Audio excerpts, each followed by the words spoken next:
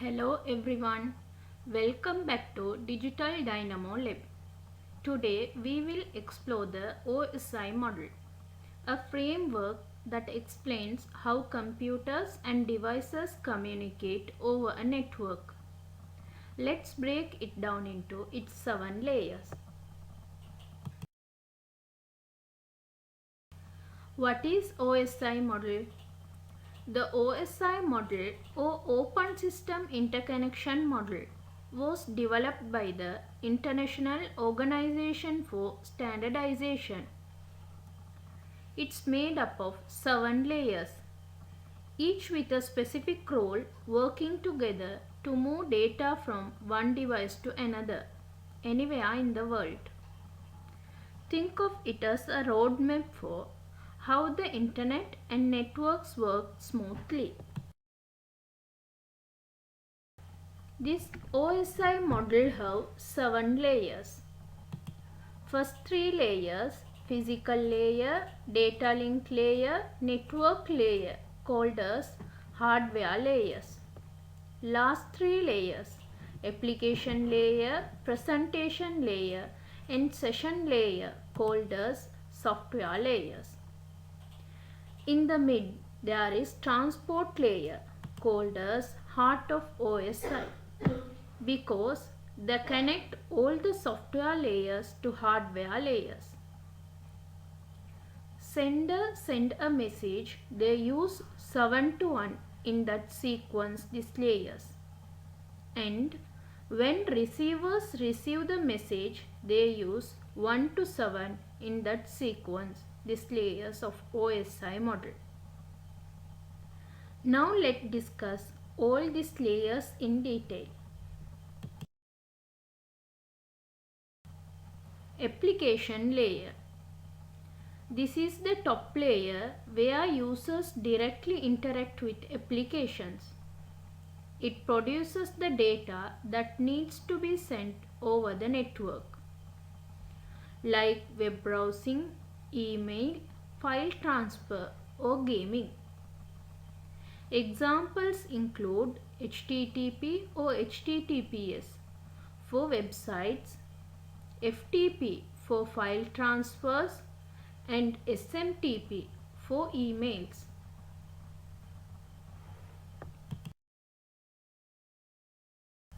Presentation layer. This layer makes sure the data is in the right format for the receiving device. It handles translation from characters to binary, compression to make files smaller and faster to send, and encryption to protect data during transmission. Protocols like SSL are used here for security.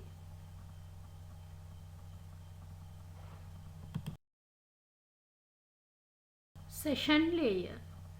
The session layer manages the connection between two devices.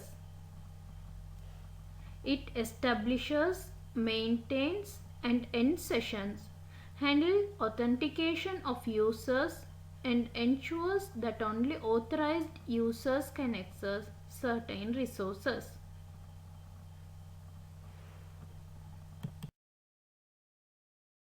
Transport layer.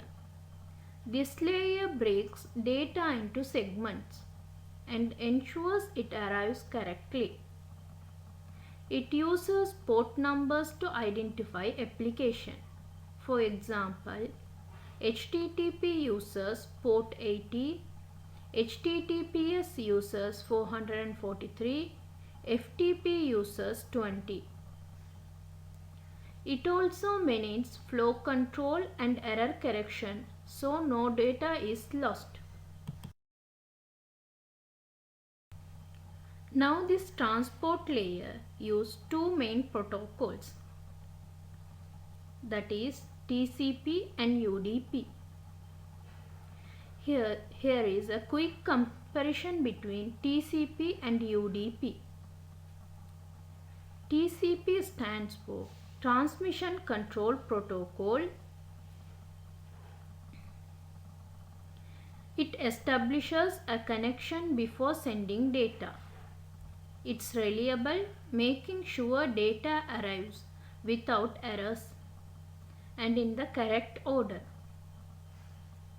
If any data is lost, TCP will resend it.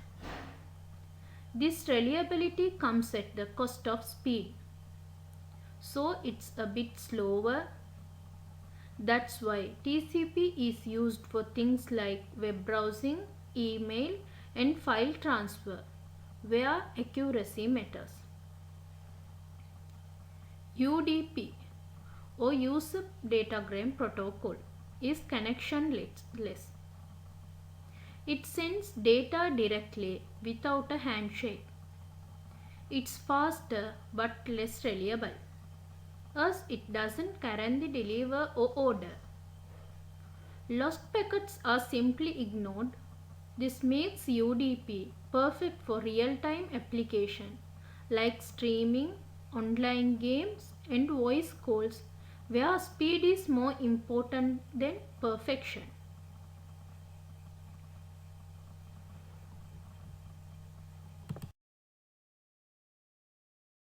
Network layer. The network layer is all about IP addresses and routing.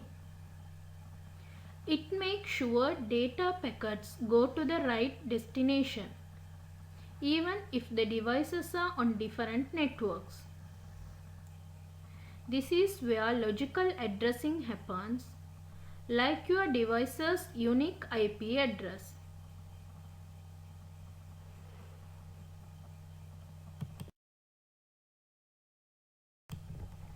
Data link layer. This layer works with MAC addresses and prepares data for the physical transmission medium.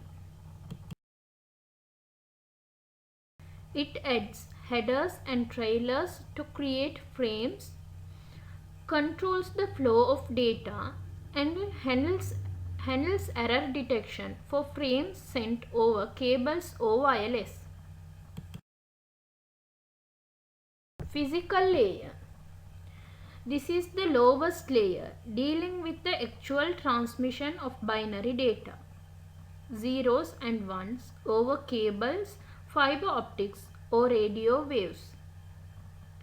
It's all about the physical medium, like coaxial cables, optical fiber, or Wi-Fi signals.